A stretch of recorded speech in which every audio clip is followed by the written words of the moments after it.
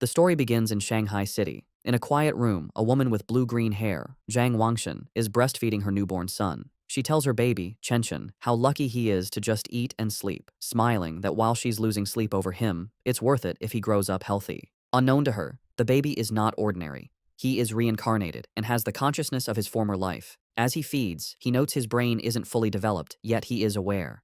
A blue, game-like status screen appears, identifying him as Lin Zichen, 33 days old, with a biological level of ordinary Tier 1.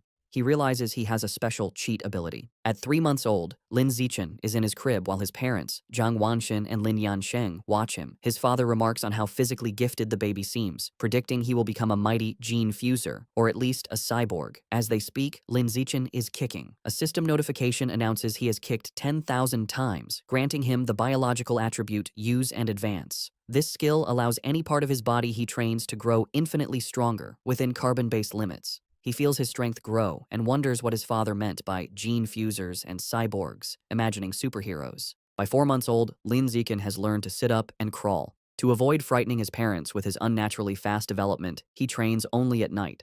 Each time he crawls, his system rewards him with points.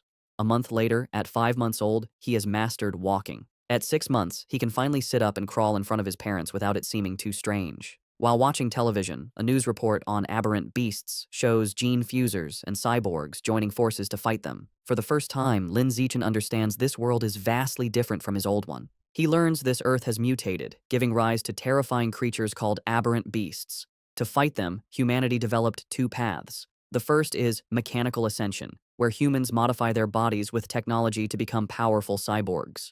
The second is gene modification, where humans fuse their genes with aberrant beasts, becoming gene fusers to fight monsters with their own power. Realizing the dangers, the reincarnated Lin Zichen resolves to use his system to grow up safely, evolve his abilities while laying low, and survive in this perilous world. One day, the doorbell rings. Zhang Wangxin opens it to a woman in a blue dress, Xu Ming, their new next-door neighbor. Xu Meng introduces her family, her husband, Shen Jianye, and their young daughter, Shen Qinghan, who clutches a doll. Lin Zichen looks at the little girl with purple hair. He acknowledges Shen Qinghan as his first friend in this new world, sensing their destinies will one day be tightly bound. Time passes, and Lin Zichen dedicates himself to training. At 7 months, thanks to his use and advanced skill, he has mastered running, jumping, and basic language by talking to himself, earning stat points for each activity. By 8 months, his training has progressed to doing sit-ups and push-ups in his crib. He is careful to practice only when his parents are not around. But one day, his mother, Zhang Wangxin, walks onto the balcony and is shocked to see her 8-month-old son doing sit-ups. She rubs her eyes in disbelief. However, being a web novel author, she dismisses it as a stress-induced hallucination. Lin Zichen immediately pretends to be asleep, breathing a sigh of relief and making a mental note to be more cautious. A few days later, while giving him a bath, Zhang Wangxin makes another shocking discovery. She screams for her husband, Lin Yansheng. When he rushes in, she points out that their 8-month-old son has defined abs. Lin Yansheng is stunned. He excitedly suggests their son might be a 1-in-a-million prodigy with a bright future as a powerful gene fuser or cyborg. Hearing this genius narrative, Lin Zichen is relieved his secret is safe, realizing how lucky he is to have 2 web novel authors for parents. Lin Zichen reflects that on this mutated Earth, he is not the only genius. He and his mother watch a news report about a 2-year-old from a martial arts family who can lift a 20 kilos dumbbell with one hand.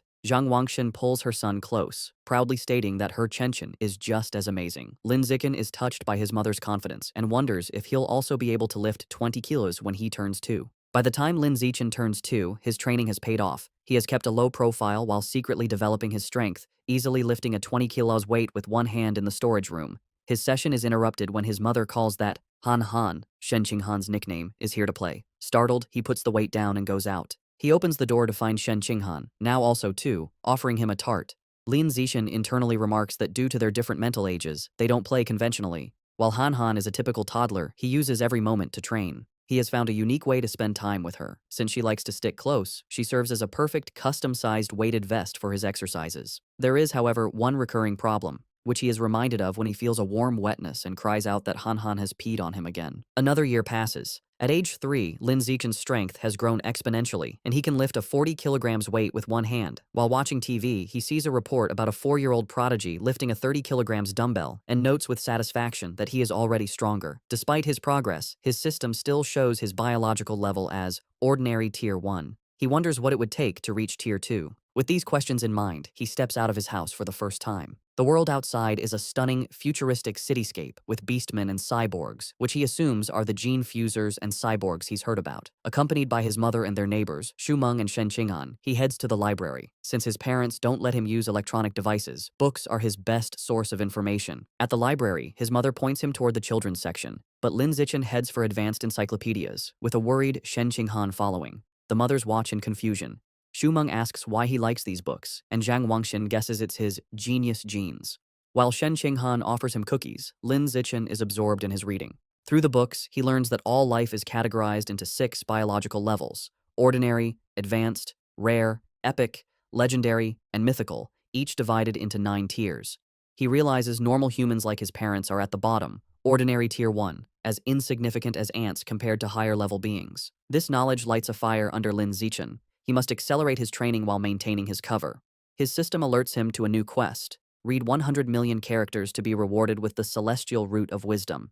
Excited to train both mind and body, he accepts. For the next year, Lin Zichen splits his time between physical training and voracious reading. At age 4, he and Shen Qinghan begin kindergarten, holding hands with the IR teacher, Ms. Zhang Mei. His hard work pays off. Soon after starting school, he breaks through to ordinary tier 2. His physical prowess is immense. He can lift an 80 kilograms weight with one hand, high jump 1.2 meters, and sprint 100 meters in under 11 seconds. Outstanding stats for an adult, let alone a kindergartner. One day, he finds children surrounding a crying Shen Qinghan, calling her a bedwetter.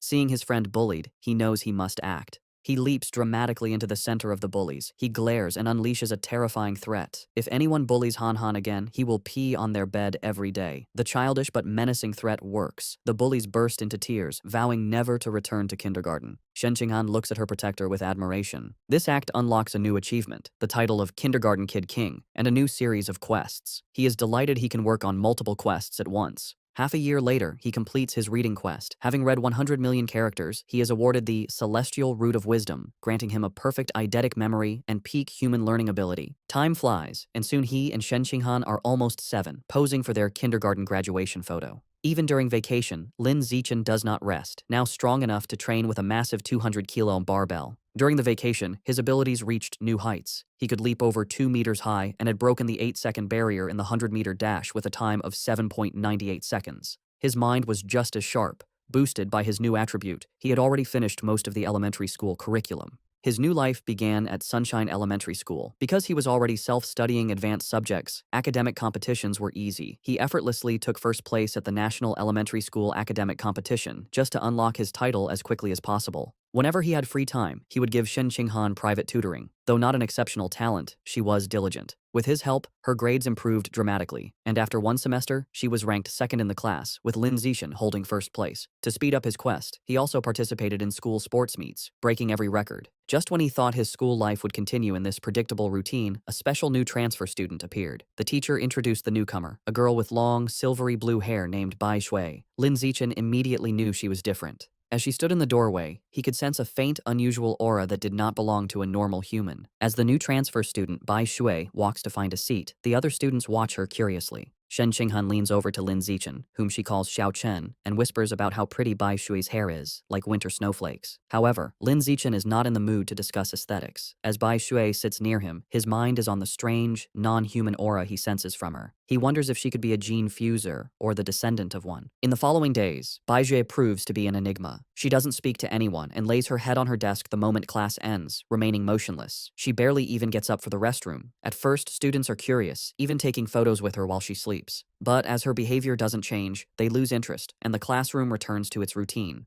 This peace is shattered over a month later. A bizarre phenomenon begins. Bai Shui starts to secrete a viscous, white liquid. The substance has a foul odor and drips down her clothes and legs. The other students react with disgust, complaining about the terrible smell. A mean-spirited boy sneers a crude comment about the liquid and then pours his water bottle over her head, claiming he's washing her out. Humiliated and soaked, Bai Shui clenches her fist on the desk, and tears stream down her face as she begins to cry, her shoulders shaking with silent sobs. The bullies erupt in cruel laughter at her distress. Watching from their desks, Shen Qinghan turns to Lin Zichen with a worried expression, asking if they can help poor Bai Shui. Lin Zichen is confused. He had sensed Bai Jue was dangerous, so he can't understand why she is crying. He agrees to help. As he walks towards the bullies, he reevaluates his assessment. While he still doesn't understand her, he realizes that for now, she isn't a threat. She is just a weak girl being bullied, and he has to step in. Lin Zichen walks up to the main bully and grabs him by the collar, calling out his name, Guan Chun. With a menacing smile, he orders the boy to wipe the water off Bai Shui's desk. Guan Chun is terrified and stammers that he'll wipe it up right away. The other bullies know they are in trouble. Lin Zichen is notorious at school for being skilled at both academics and fighting. Not even 6th graders dared to mess with him. Knowing it's better to comply, they quickly grab tissues and clean up the mess. Once the desk is clean, Lin Zichen's gaze sweeps over the group. He commands everyone involved to apologize to her immediately. The bullies, sweating and terrified, quickly comply. They line up before her desk and bow their heads, offering apologies and promising never to bully her again. With the bullies gone, Bai Xue looks up, her eyes still tearful. She gratefully thanks both Lin Zichen and Shen Qinghan. Shen Qinghan puts a comforting hand on Bai Xue's shoulder, telling her that classmates are supposed to help each other. From that day on, Shen Qinghan makes it her mission to befriend the quiet, white-haired girl, always dragging Lin Zichen along. The three begin spending their free time together. Shen Qinghan is especially kind, always sharing her tastiest snacks with Bai Xue first. During one of these moments, as Shen Qinghan offers her a treat, Bai Xue hesitates. She looks at them and asks if they aren't disgusted by her because she smells so bad. She explains she's sorry for not trusting them, but since she was little, she has always been ostracized by everyone. Having someone be nice to her feels so unreal that she thinks she must be dreaming. Bai Xue looks up in surprise when Shen Qinghan tells her firmly that this is not a dream. Shen Qinghan smiles gently and says she knows what it's like, so she would never be disgusted by her. She declares that as long as Bai Xue is willing, they will be friends forever, pulling a slightly exasperated Lin Zichen into the promise. Overcome with emotion, Bai Xue tightly hugs Shen Qinghan. Tears of gratitude stream down her face as she thanks them for their kindness. After composing herself, she tells them she wants to give them a gift in return. She holds out a necklace with a pair of beast fangs, explaining it was a birthday present from her mother. She gives it to them, hoping it can be a symbol of their friendship. Shen Qinghan enthusiastically agrees, and the three children stand together in the schoolyard as the sun sets, joyfully declaring they will be friends forever. However, just as their newfound friendship was solidified, the unexpected happened. One day, Shen Qinghan is stunned to learn that Bai Xue has transferred out of the school. Lin Zichen confirms it, revealing that he saw her filling out the withdrawal papers. He flashes back to watching from the principal's office doorway. He saw Bai Xue with the principal and a large, intimidating man with cybernetic arms. The principal assured the man that Bai Xue's paperwork was complete and her information would be kept confidential. The encounter confirmed Lin Zichen's suspicions that Bai Xue's identity was not simple. From that day on, he never saw Bai Xue again, left to wonder about her. But he notes that the events that followed were what truly captured his attention. Sometime later, Lin Zichen is at home giving his mother, Zhang Wangxin, a shoulder massage. She sighs in relief, telling him the massage is perfect after a long day of typing. Lin Zichen internally notes that he learned professional massage techniques thanks to his celestial root of wisdom and is surprised by its usefulness. Their quiet evening is interrupted by a major news report. It features another incredible achievement by the Kyoto prodigy. At just 10 years old, the boy has successfully fused with aberrant beast genes and can now lift a 500 kilograms boulder with one hand. Lin Zichen recognizes the boy and realizes with a jolt that his rival has already begun gene fusion. His father, Lin Yansheng, complains that the Kyoto prodigy is always on TV, questioning if they are trying to turn him into an influencer. The parents discuss it. Lin Yansheng explains the boy is from a 1,000-year-old martial arts family, so they likely have advanced gene fusion technology. Zhang Wangxin argues it's wrong to use a child as a guinea pig. Her husband counters that for such a family interests come first, earning a sarcastic "you know everything" from his wife. While his parents bicker, Lin Zichen is deep in thought. He recalls that before the fusion, the prodigy could lift 100 kilograms. Now he can lift 500 kilograms, a 5-fold increase. In comparison, Lin Zichen, at only 8, can already lift a 300 kilograms weight with one hand without any gene fusion. He concludes with a confident fist pump that his own potential is far greater. His confidence was soaring, but that feeling was short-lived. The next news report taught him the true meaning of fear. Breaking news shows a city in a neighboring country completely devastated by a massive explosion. The report states that based on footage, the attack was carried out by giant, aberrant rats. The screen shows horrifying images of monstrous rats swarming the ruins, capturing a screaming woman in their massive jaws, and then brutally devouring her. The news report continues, confirming heretics were responsible for the aberrant rat attack, fanning the flames from the shadows. At a press conference, an official from the devastated Sakura country pleads for international aid, explaining the heretics are a shadowy cult manipulating the beasts. Watching the news, Lin Zichen learns the cult is an anti-human organization of traitors who serve the aberrant beasts for their own gain. He feels relieved to be born born in a powerful, stable country, giving him a safe place to grow stronger while laying low. His thoughts are shattered by sonic booms outside. He rushes to the window and pulls back the curtain to see a squadron of heavily armed cyborgs flying through the night sky. He wonders why so many are being deployed, hoping nothing bad is happening. The next morning, everything seems normal. Lin Zichen waits for Shen Qinghan, who runs up, apologizing for being late. As she approaches, he notices something strange.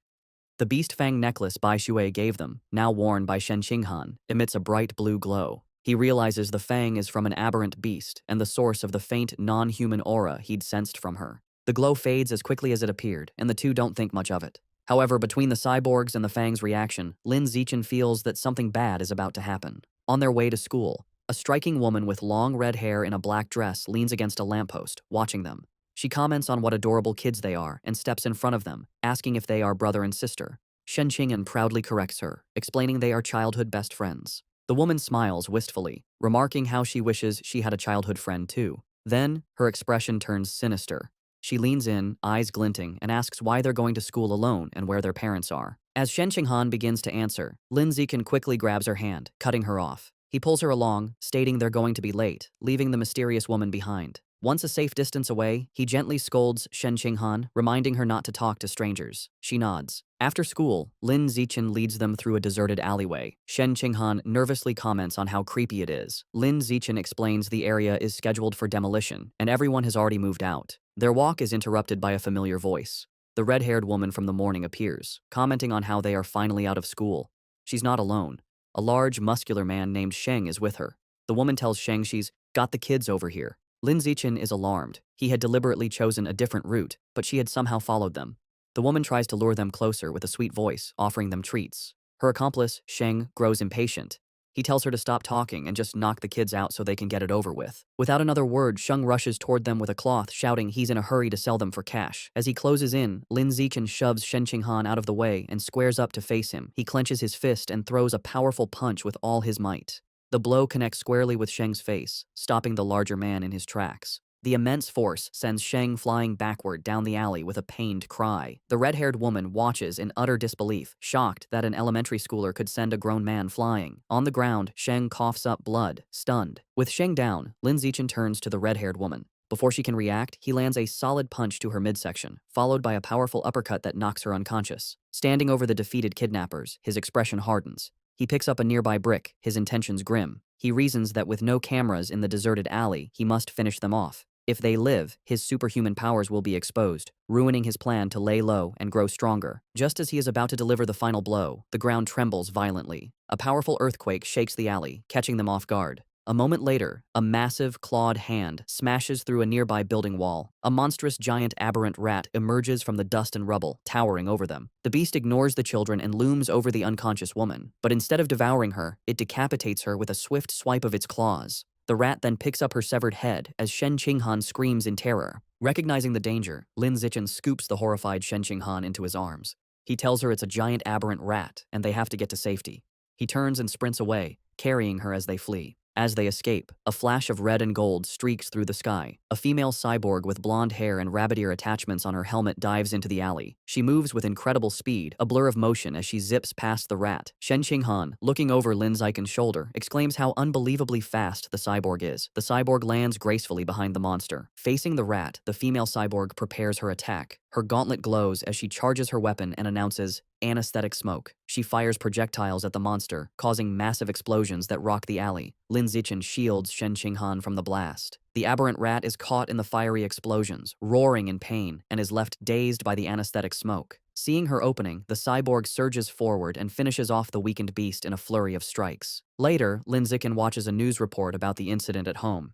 He analyzes the fight, concluding the cyborg's power level probably isn't very high. He reasons she had to weaken the rat first, and it still took her 7 minutes to kill it. He reflects on the danger of giant aberrant rats, knowing they are tough creatures that can grow over 10 meters long and reach ordinary 5th tier. Fortunate that they escaped unharmed, the incident reminds him of the world's dangers. He resolves to increase his training to protect himself and those he cares about. He is later seen in his training space, doing weighted squats with a heavy barbell, his system rewarding him with points. Although the threat of aberrant rats looms, life continues. Soon, he and Shen Qinghan celebrate their 9th birthday with both families around a large cake. After making wishes, they exchange gifts. Thanks to his celestial root of wisdom, Lin Zichen had taught himself to carve in one night and crafted an intricate wooden hairpin for Shen Qinghan. She is overjoyed, placing it in her hair and exclaiming how much she loves it. Time passes quickly, and soon, Lin Zichen and Shen Qinghan graduate from elementary school and start middle school. As they leave, his system notifies him that he has completed the Dominate 9 years of compulsory education achievement,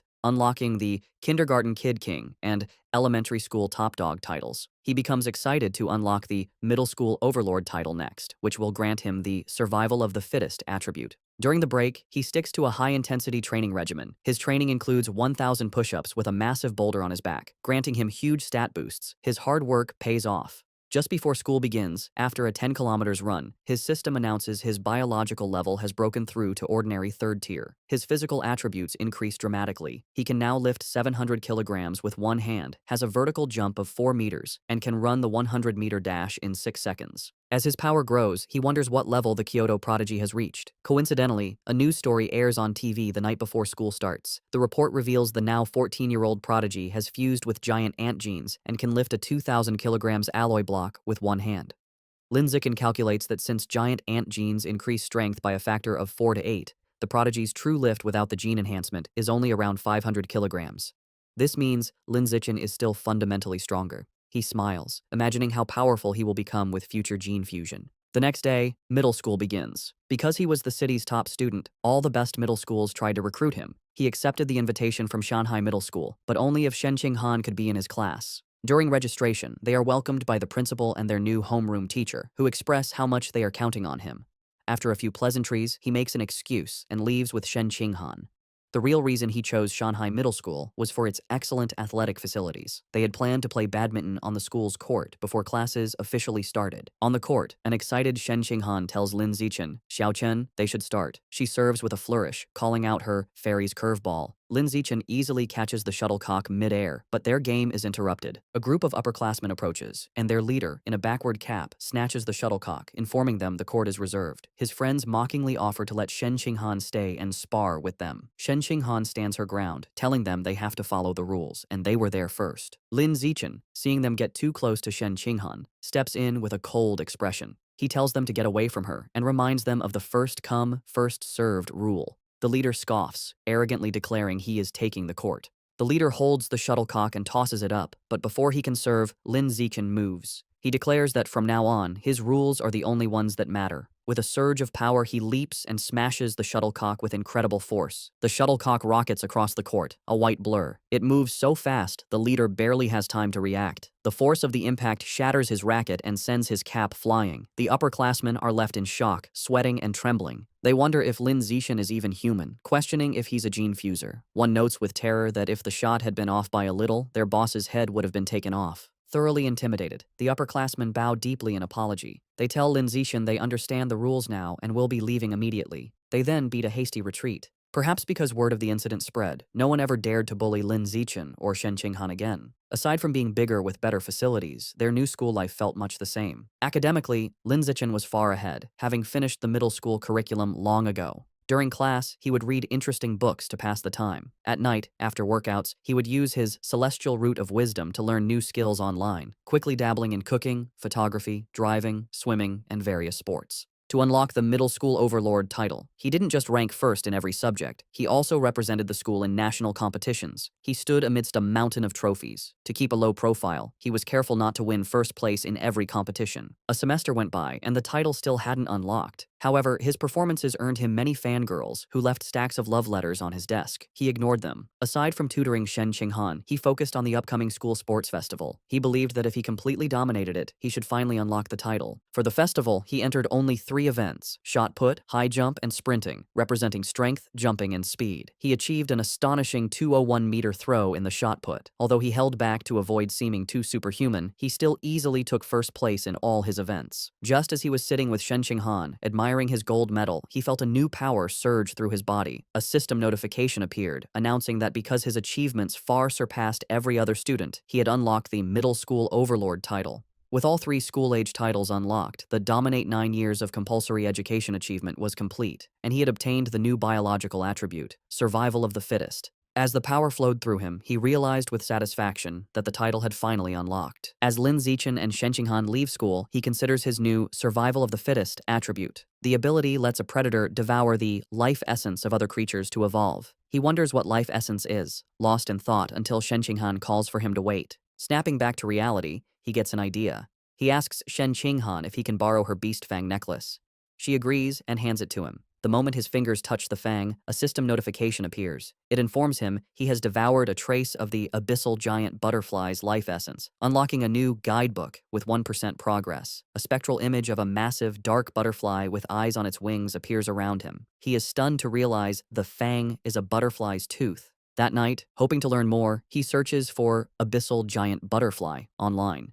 To his surprise, the search returns no results. Realizing he'll have to study this exotic beast on his own, he remembers Bai Shui had given them a pair of fangs. He rummages through his bag and finds the second tooth. Holding the second fang, he once again absorbs its power. Another system notification confirms he has devoured a second trace of life essence, but the guidebook progress only increases to 2%. He looks at the fang with disappointment, realizing there isn't much life essence left in it. He concludes he must find another way to unlock the abyssal giant butterfly's full power. The next day after school, to boost his training and ensure a quick escape route from any aberrant beasts, Lin Zichen starts biking Shen Qinghan to and from school every day. As they leave the school grounds, a man calls out to him, "Zichen." The man, in a tracksuit, stops them and introduces himself as Coach Guo from the school's martial arts team. He praises Lin Zichen's performance at the sports meet as the best in school history. With great enthusiasm, Coach Guo formally invites him to join the team, insisting his athletic talent surpasses his academic abilities. He urges Lin Zichen to say yes, but also offers him time to learn about the team before deciding.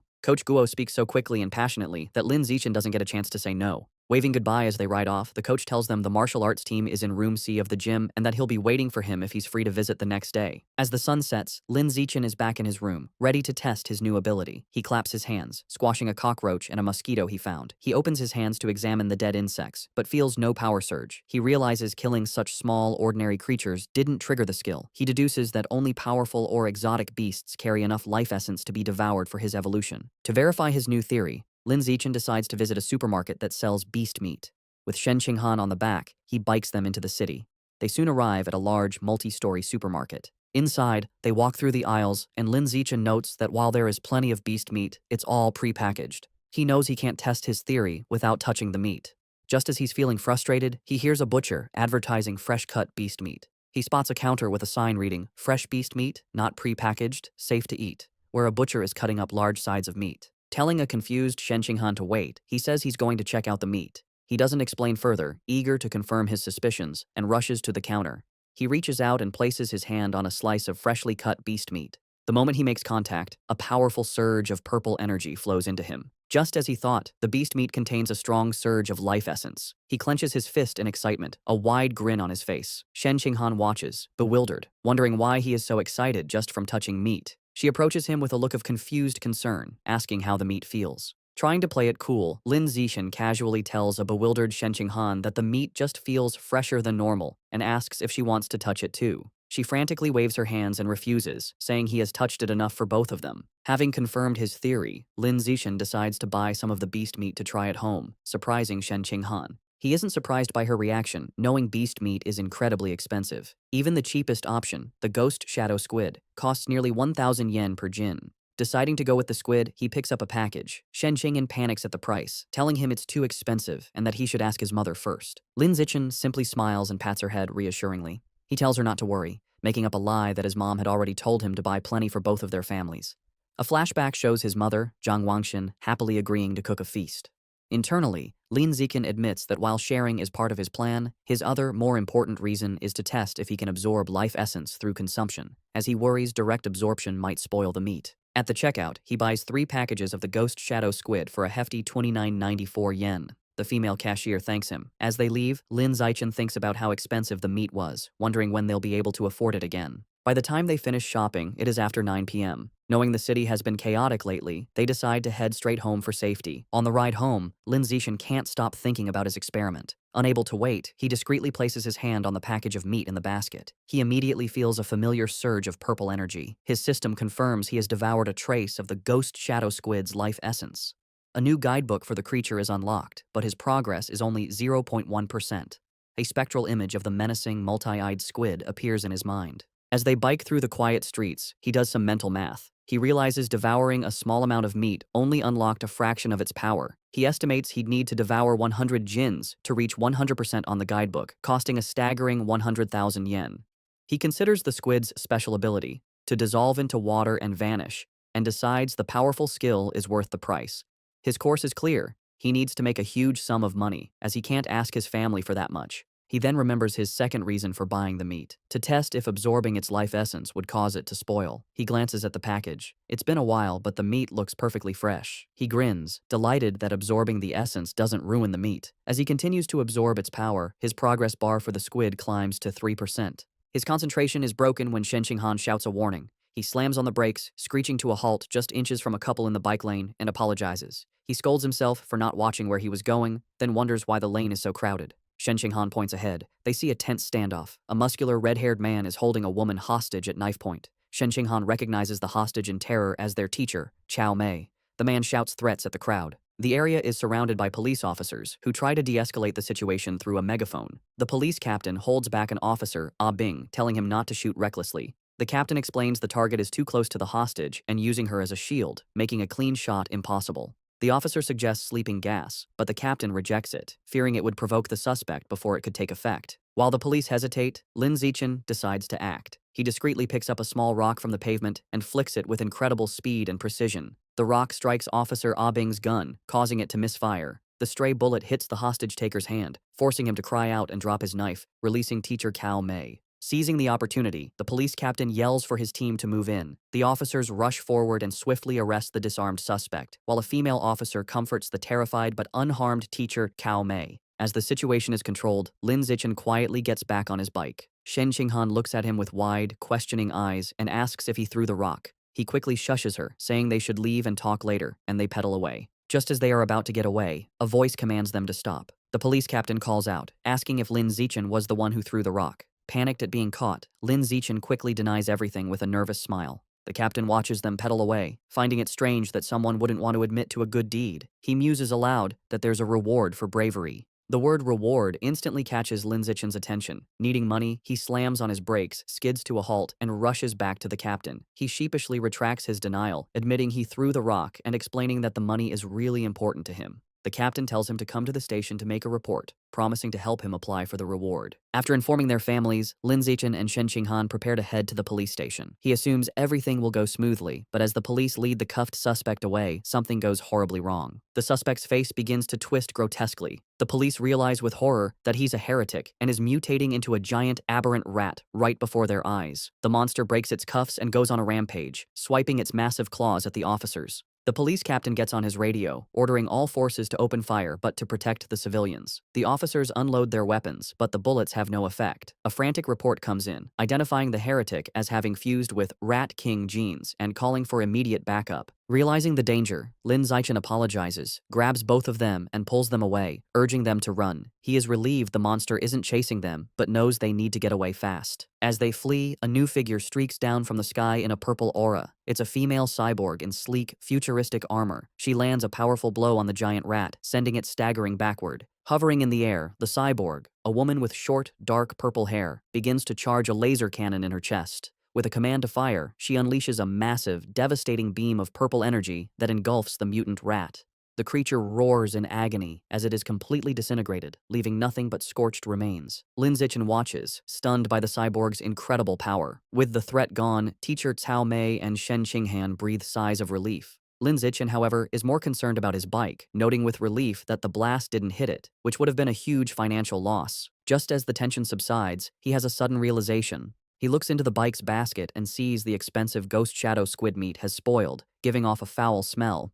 He now understands his initial theory was correct. Absorbing the life essence causes the meat to spoil, but there's a delay. Holding up a limp tentacle, he realizes he needs an excuse and decides to blame the fight and the now-deceased heretic. Putting on a dramatic show, he throws the spoiled tentacle down, loudly blaming the heretic and the cyborg's attack for roasting the meat. Teacher Cao Mei comforts him, saying what matters is that they're all safe. Although they plan to go home, at the captain's request, they end up riding with the security team to the station. They didn't expect to be transported in the same van as the heretic's remains.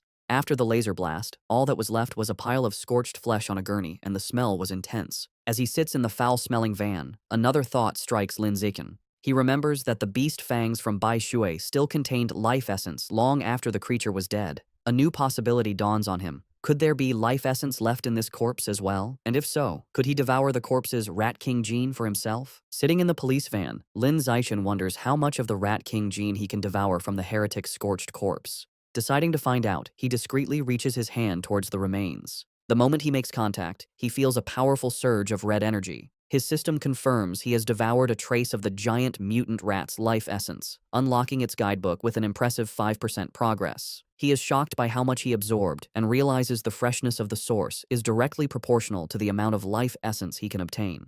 The escorting officer, Ah Bing, notices his movement and tells him to sit still. Lin Zichen quickly claims he just needed to stretch. Later, at the public security office, he knows that while Ah Bing was easy to fool, the security captain is sharper. The captain informs Lin Zichen that he has applied for his bravery reward, but then questions him more seriously. He asks how a middle schooler, at such a distance and in poor lighting, managed to so precisely hit the heretic's knife hand with a rock. Lin Zichen gives a vague answer, claiming it's because he often trains his right hand. The odd response leaves the captain speechless. Their conversation is interrupted when Shen Qinghan calls out that her auntie is here. Lin Zichen is surprised to see his parents rush into the station. His mother runs towards him in a panic, calling his name with a terrified expression. She throws her arms around him in a tight hug, asking if he's all right and telling him he scared her half to death. He tries to calm her, reassuring her that he's fine and even got a bravery reward. Holding him close, his mother makes him promise that next time there's danger, he will hide somewhere safe first. She tells him with tears in her eyes that all she wants is to see him grow up safe. Lin Zichen is visibly moved by his mother's heartfelt concern. As they leave, Lin Zichen reassures his mother he will always protect himself first. The police captain watches them go, still pondering the boy's strange abilities. On their way out, Lin Zichen passes two female police officers discussing the case. One remarks that perverts are getting more brazen, and her colleague reveals the heretic was a liberal arts student from Guangyuan University, brainwashed by the rat god cult. The first officer curses the cult, but the second points out they need to eliminate the root cause, the self-proclaimed Rat King. The name instantly catches Lin Zichen's attention. In the car home, he immediately starts researching the rat god cult on his phone. Surprised to find a ton of information, he learns the cult's main base is in Shanghai City, and most of its members are societal outcasts. He uncovers a shocking piece of information suggesting the Rat King wants to evolve into a higher life form and is forcing its followers to gather evolution materials. This leads him to a chilling question. Has the Rat King, an aberrant beast, already developed sentience? His thoughts are interrupted when he glances out the window and sees a giant rat, nearly the size of a cat, on the sidewalk. For a moment, he wonders if it's related to the Rat King, but quickly dismisses the idea, telling himself that in the South, cat-sized rats aren't that unusual. Shaking off the thought, he realizes how quiet Shen Qinghan has been. He looks over and sees her squirming uncomfortably, her knees pressed tightly together. He immediately understands. He recalls that ever since she was a child, whenever she gets nervous or startled, she can't control her bladder. While embarrassing for her, Lin Zichen has always felt this peculiar reaction might be linked to some hidden potential within her. When they get home, Lin Zichen's mother, Zhang Wangxin, is shocked that the nearly 3,000 yen worth of beast meat is gone. Lin Zichen quickly thinks of an excuse, sheepishly claiming that during the emergency, he must have dropped it while running away. His mother immediately puts his safety first, telling him to forget the meat and that all that matters is he is unharmed. Lin Zichen breathes an internal sigh of relief, glad he fooled his mother. However, his father, Lin Yansheng, is more stubborn. He announces he is going back to look for the expensive meat, boasting that a fated wage slave like him is tough. Lin Zichen tries to stop him, arguing it's too dangerous and the meat is already spoiled. His father becomes suspicious, asking how he could know it had gone bad. Sweating nervously, Lin Zichen quickly claims it was an obvious guess. Meanwhile, back at the now empty public security office, the police captain is still pondering the night's strange events. As he smokes a cigarette, he can't shake the question of how an ordinary middle schooler could have thrown a rock with such incredible power and precision. Suddenly, he hears a strange noise from the corner. His eyes widen in shock as he sees a massive rat, far larger than any normal rodent, perched on top of the filing cabinets. Before he can react, the giant rat leaps down. The captain instantly draws his pistol and opens fire. The confrontation is swift and violent, ending in a bloody blur. The next day in class, Lin Zichen sighs at his desk. Reflecting on the previous night, he concludes he is still too weak compared to the powerful heretic and the female cyborg. He needs to make money fast to buy more beast meat like the ghost shadow squid to fill his guidebook's progress bar. He considers becoming an influencer or selling study materials, but dismisses the idea as too flashy and against his goal of keeping a low profile. Suddenly, an idea strikes him. He remembers that in this world, martial arts and gene fusion are more important than academics. He decides it's time to act. Later, he heads to the gym where the martial arts team practices in Building C. He finds Coach Guo drinking from a thermos and greets him. A surprised Coach Guo asks if he is there to join or just to learn more about the team. Instead of answering, Lin Zichen leans in and discreetly asks if joining the team offers a chance to compete in city tournaments, and if the prize money is high. The coach smiles, confirming he would have a chance, and that prizes are worth tens of thousands. With his main concern addressed, Lin Zichen shakes the coach's hand and announces he is joining the martial arts team today. Coach Guo happily welcomes him. The coach gathers the team to announce their new member. He introduces Lin Zichen, reminding them of his performance as the sports meet champion. The other team members, Zhang Kai, Huang Tianxing, or Ah Xing, Li Shutong, and Han Yiguo, introduce themselves.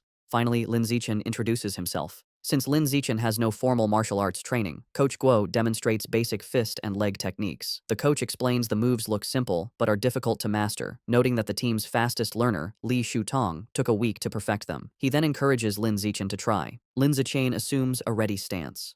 Thanks to his celestial root of wisdom attribute, which grants him heaven-sent martial insight, he has already memorized and understood every detail of the demonstration just by watching. As he practices the fist techniques, a system notification awards him points in vitality, strength, dexterity, and proficiency. He executes the hand and fist movements with flawless precision and speed. He transitions seamlessly into the leg techniques, performing powerful, fluid kicks. Another system notification grants him points for his leg muscles, dexterity, and proficiency. The coach and the team watch in stunned silence. The coach's jaw drops, and he almost fumbles his thermos, unable to believe it. He wonders how someone could learn the complex forms perfectly after one look. Staring at the flawless performance, a single thought forms in his mind. He must be a once-in-a-million martial arts prodigy. That evening in Shanghai, Lin Zichen's mother, Zhang Wangxin, calls him for dinner. He rushes out eagerly, spoon in hand, asking what she made. She proudly presents a large platter of the ghost shadow squid he wanted. The aroma is incredible, and he tells his mother how amazing it smells. She urges him to eat while it's hot. He takes a bite and praises her cooking as the best in the world. Pleased, she tells him to eat a lot, as she bought 3 full gins for him. As he eats, a system notification appears.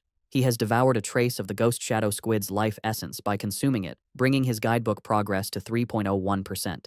He realizes with frustration that eating the meat works just as well. If he had known, he wouldn't have spoiled the first batch by touching it. While they eat, a news report catches their attention. It's about a 14-year-old genius girl, the youngest cyborg in history after fusing with an energy core. Her energy system grants her superhuman abilities, lifting a 5,000-kilogram SUV with one hand, sprinting 100 meters in 3 seconds, and jumping 8 meters vertically. Watching this, Lin Zichen ponders the debate in his world. Between the Kyoto prodigy's gene fusion and this girl's cybernetics, which path is stronger? His thoughts are interrupted by another breaking news story. It announces that the security captain they met, He Chun-shan, was killed in his office. Surveillance footage showed he was attacked and devoured by a giant mutant rat that infiltrated the station. Medics are shown wheeling his body into an ambulance. Lin Zichen is horrified. He recalls the large rat he saw the night before and wonders if it was connected. He imagines a giant rat rampaging through the city. The captain's death is a grim reminder of the escalating danger.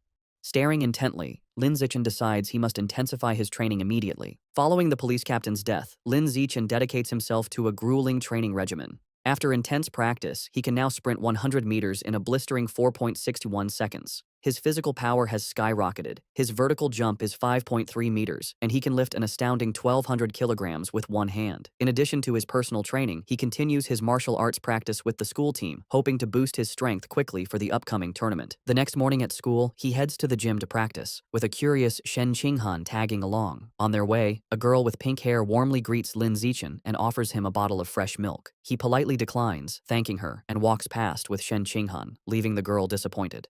Watching from a distance is his teammate, Zhang Kai. He clenches his fist in anger, resentful that the person who beat him at the sports meet is rejecting a gift from the girl he admires. Unable to contain his frustration, Zhang Kai rushes forward and blocks their path. He confronts Lin Zichen, scolding him for his poor manners and for hurting the girl's feelings. When Lin Zichen calmly explains he is allergic to milk, Zhang Kai refuses to believe him and calls him a liar. Enraged, Zhang Kai points at Lin Zichen and challenges him to a spar. He sets the terms. If he loses, he will never bother Lin Zichen again, but if Lin Zichen loses, he must drink the whole bottle of milk. Just as the challenge is issued, a new system notification appears.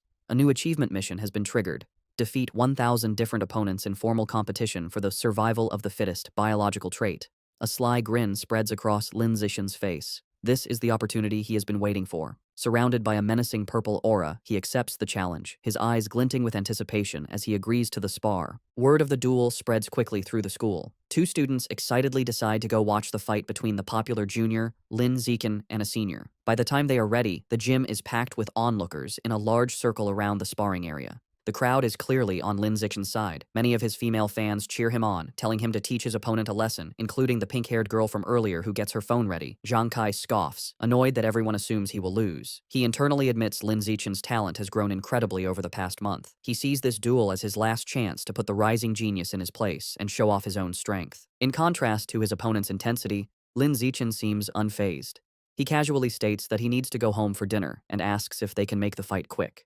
Taking this as an insult, Zhang Kai smirks and agrees to grant his wish. Coach Guo steps between them to officiate. He raises his hand to start, reminding them of the rules. However, before the fight begins, Zhang Kai shouts for them to wait. With a condescending grin, he offers Lin Zichen a handicap. He points out that he has trained for nearly 2 years, while Lin Zichen is a novice of only a month. To be fair, he declares he will let Lin Zichen have the first 3 moves. Lin Zichen simply agrees. The moment he agrees, Lin Zichen explodes into motion. He closes the distance in a blur, catching Zhang Kai by surprise. Before his opponent can raise his guard, Lin Zichen unleashes a single devastating punch. The blow connects with brutal force, sending blood flying from Zhang Kai's nose. He is knocked out instantly, collapsing unconscious on the gym floor. The entire gym is stunned into silence. Coach Guo's jaw drops as he stares in disbelief, shouting that the fight was over in one punch. The rest of the martial arts team and the crowd are equally shocked, calling the outcome ridiculous, unable to process that the duel was over in a single second. The silence is broken by a roar of celebration. Shen Qinghan throws her fist in the air, ecstatically cheering for Lin Zichen's victory. The other girls, including the one with pink hair, join in, shouting about how amazing he was. Standing over his defeated opponent, Lin Zichen receives a system notification. It informs him that by defeating a rival and winning the affection of the opposite sex, he has obtained priority mating rights.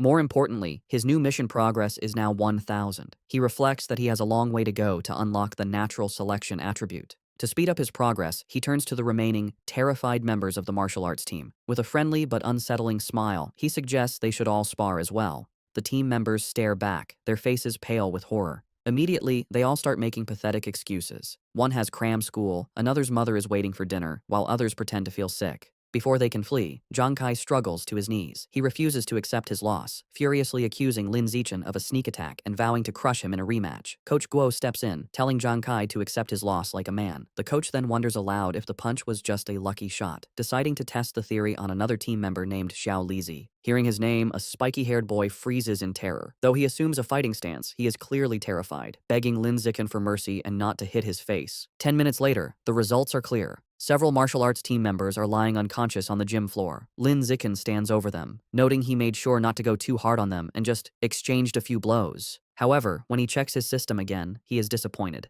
Aside from the initial victory, none of the other spars counted toward his achievement.